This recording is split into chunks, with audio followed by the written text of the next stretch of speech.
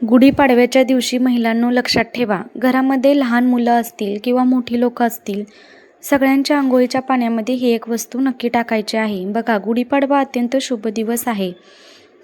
3.5 शुभ मुहूर्तांपैकी हा एक शुभ दिवस मानला जातो.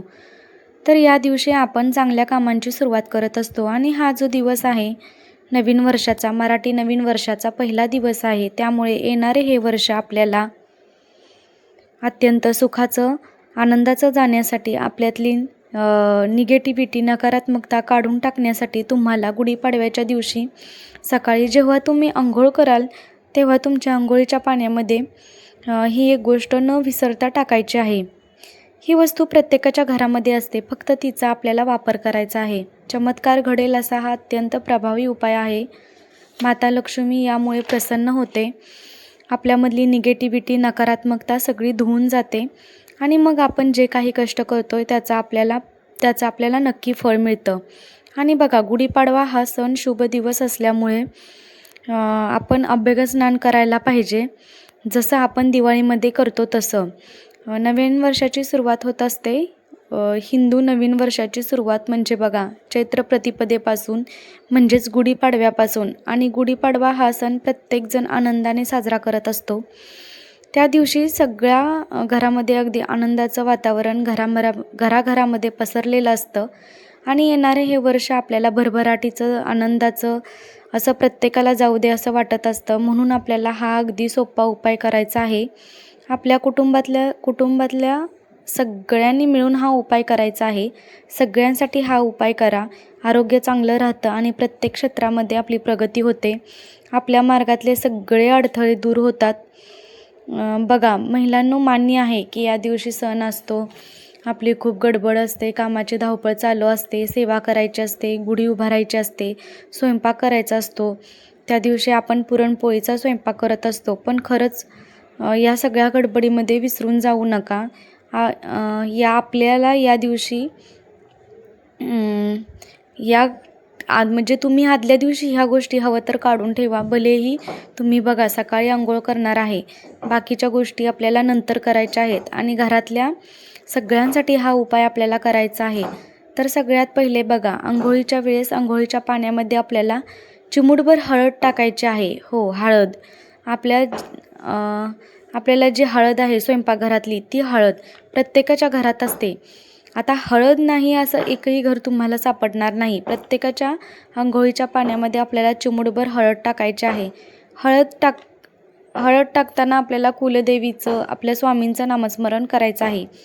आणि ज्यावेळी तुम्ही अंघोळ कराल त्या पाण्याने त्यावेळेस फक्त तुम्हाला ओम नमः विष्णवे नमः, ओम नमः विष्णवे नमः असं तुम्हाला 5 ते 7 वेळा म्हणायचं आहे.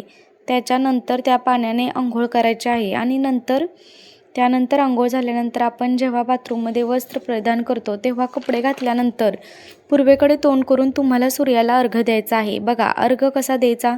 तांब्यामध्ये तुम्हाला पाणी घ्यायचं आहे, त्याच्यामध्ये हळद कुंकू टाका किंवा नाही जमलं तर फक्त तुम्ही पाण्याने अर्घ्य दिला तरीसुद्धा चालतो.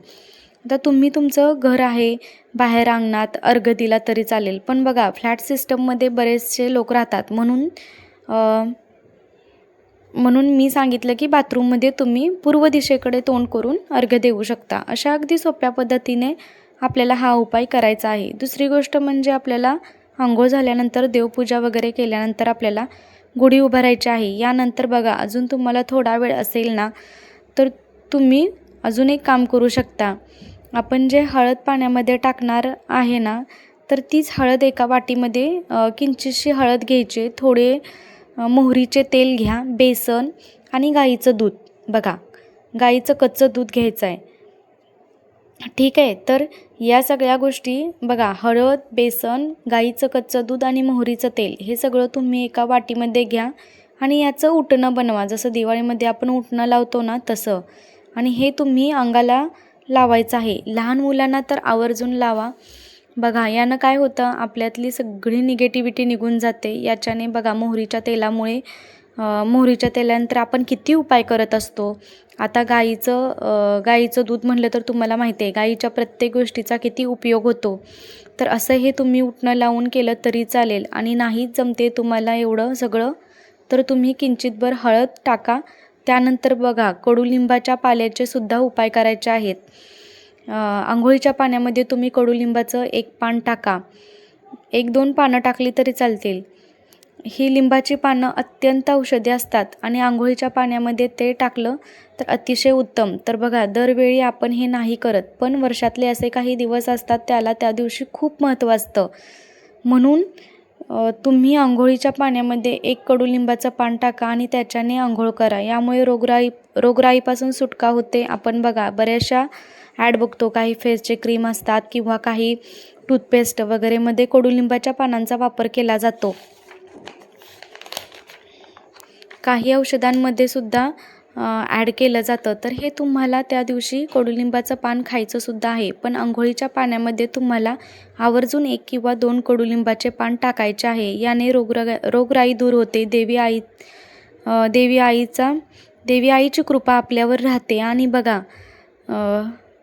हा दिवस खूप महत्त्वाचा आहे आपल्यासाठी. त्यामुळे या दिवशी तुम्ही काही गोष्टी करा, सेवा करा. म्हणजे बघा, हा दिवस आहे ना, तो वाया जाऊ देऊ नका. आपण काय करतो, सुट्टी असते त्यामुळे आशा सणासुदीच्या दिवशी उशिरा उठतो, पण असं बिलकुल करू नका. दिवस महत्त्वाचा असतो, त्याचा आपल्यावर फायदा करून घ्यायचा असतो.